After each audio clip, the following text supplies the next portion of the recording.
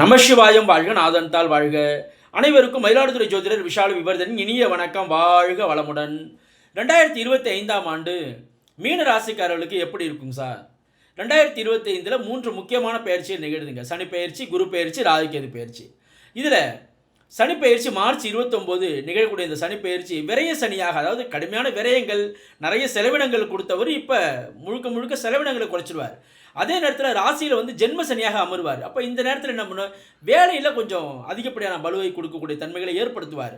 படிக்கக்கூடிய பிள்ளைங்களுக்கு சற்று மந்த தன்மையை ஏற்படுத்துவார். கொஞ்சம் கல்வியில் சின்ன சின்ன தடை தாமதங்களை அவர் உருவாக்கவே செய்வார் என்று சொல்லலாங்க. ஏன்னா ஜென்ம சனி 2.5 ஆண்டுகள் முடிந்து ஜென்ம சனியாக இந்த 2.5 ஆண்டுகள் இருக்கக்கூடிய காலகட்டத்தில் பெரிதாக எதுவும் ஒரு முதலீடு போகணும், தொழில் முதலீடு பண்ணணும், தொழிலை விஸ்தரிப்பு செய்யணும் என்ற அமைப்பெல்லாம் தயவு செஞ்சு எடுக்கக்கூடாதுங்க. சற்று பொறுமை காத்து எல்லாவற்றையும் நிதானமாக பொறுமையாக முடிவு செய்வது என்பது நல்ல அமைப்பை உங்களுக்கு பெற்றுத்தரும் என்று சொல்லலாங்க.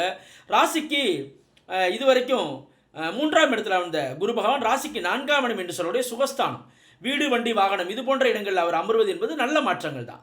ராசிக்கு 4ஆம் இடத்துல குரு வரக்கூடிய காலம், ராசிக்கு 8ஆம் இடம் என்று ஆயுள் ஸ்தானத்தை பார்ப்பார். நோய் நொடிலாம் தீரக்கூடிய அமைப்பாக ஏற்படும் என்று சொல்லலாம். ராசிக்கு 12ஆம் இடத்தையும் குரு பார்க்கறதுனால வெளிநாடுகளுக்கான முயற்சிகள்லாம் தாராளமாக எடுக்கலாம். அதற்குண்டான ஒரு நல்ல பலனானது கிடைக்கும் என்றே சொல்லலாங்க. ராகுகேது பயிற்சி ராசியை விட்டு விலகிறது ஒரு நல்ல அமைப்புங்க. ஏன்னா ராசியிலே இருக்கக்கூடிய ராகு கூட கொஞ்சம் கடுமையான மன அழுத்தத்தை அவர் ஏற்படுத்தி இருந்தார்.